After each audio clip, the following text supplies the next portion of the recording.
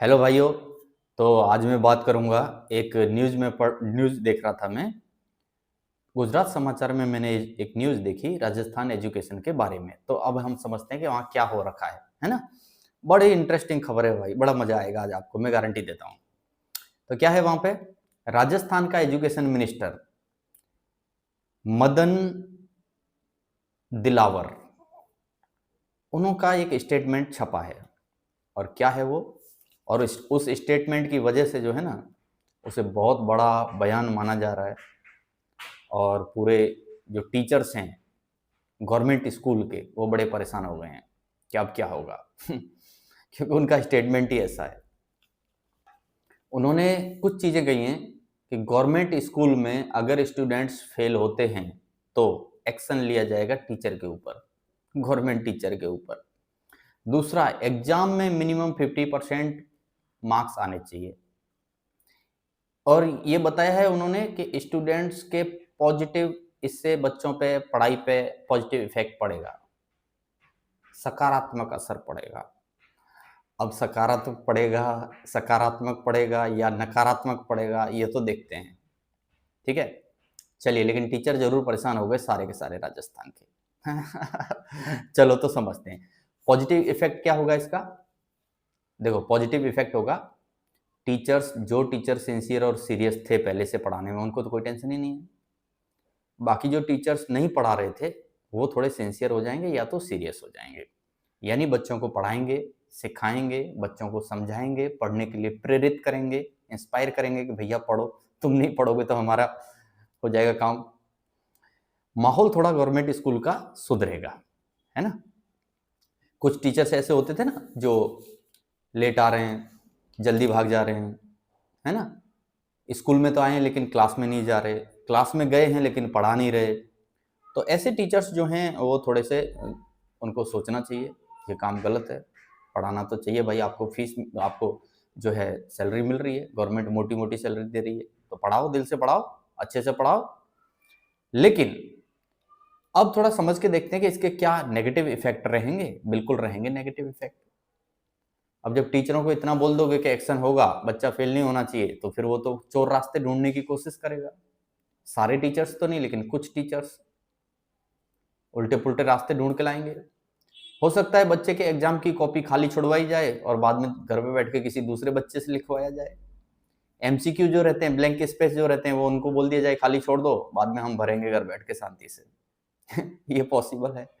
या बच्चों को नकल कराई जाए, नकल करा के पास करवा दिया जाएगा, है ना। क्योंकि टीचर को डर है, बच्चे फेल हुए तो तलवार गर्दन पे है। या तो पेपर आउट कर दिया जाए, लीक कर दिया जाए, चोरी चोरी, अंदर अंदर, स्कूल में, स्कूल से बाहर नहीं, है ना। या फिर एक काम टीचर करें कि बच्चा अकड़म बकड़म कुछ भी लिख के आ रहा है और उसको मार्क्स दो। कौन बाप चेक कर रहा है कि क्या लिखा था और कितना मार्क्स दिया था? Who is going to check? मैं लोकल क्लास की बात कर रहा हूँ, बोर्ड क्लास की नहीं, लोकल क्लास की। इसका एक और चीज होगी कि टीचर मान लो गुस्से में रहेगा, टेंशन में रहेगा, बच्चे के साथ मारपीट भी करेगा जब बच्चा नहीं पढ़ेगा, तो कुछ ऐसा भी देखने को मिल सकता है। ये नेगेटिव जो है, मेरे दिमाग में ये पॉइंट आए हैं कि भाई ऐसा हो सकता है। अब समझते हैं चलो कि भाई शिक्षा मंत्री जी जो मदन दिलावर जी हैं, उन्होंने बोल तो दिया। अब कुछ चीजों को हम समझते हैं कि एक घोड़ा होता है ना, घोड़े को आप रस्सी बांध के तालाब तक लेके जा सकते हो, वो आपके हाथ में है। लेकिन घोड़ा पानी तभी पिएगा जब उसकी मर्जी होगी। बच्चा तभी पढ़ता है जब उसका मन होता है, उसकी मर्जी होती है, उसके अंदर एम्बिशंस होती हैं। आप सरकारी टीचर को तो छोड़ दो, प्राइवेट टीचरों को भी छोड़ दो, साक्षात सरस्वती पढ़ाने बैठ जाए ना, तब भी कुछ बच्चे ऐसे होते हैं ना जो कसम खा के आते हैं हमको तो पढ़ना ही नहीं है। तो अब बताओ, बच्चे को पढ़ना नहीं है और तलवार किसके सिर पे चल रही है, किसकी गर्दन पे चल रही है? टीचर के पे। ठीक है। कुछ बच्चे, जैसे मैंने कहा कि उनका ध्यान जो है मोबाइल में रहता है, खेलने में रहता है, या आशिकी में रहता है। तो अब ऐसे बच्चों के पीछे जो सरकारी टीचर्स हैं वो माथा पटकते रहेंगे, पटकते रहो, है ना।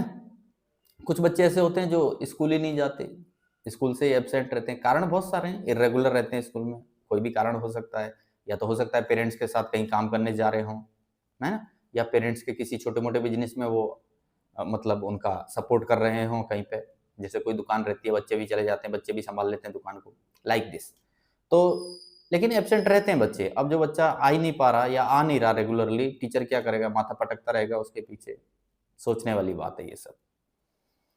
और एक चीज और, पढ़ने वाले बच्चे जो होते हैं ना, वो तो भैया सरकारी में रह के भी पढ़ लेते हैं, टीचर न भी पढ़ाए तब भी पढ़ लेते हैं, खुद से पढ़ लेते हैं, यूट्यूब से जाके पढ़ लेते हैं, कहाँ कहाँ से पढ़ लेते हैं, खुद किताब खोलेगा खुद पढ़ने लग जाएगा।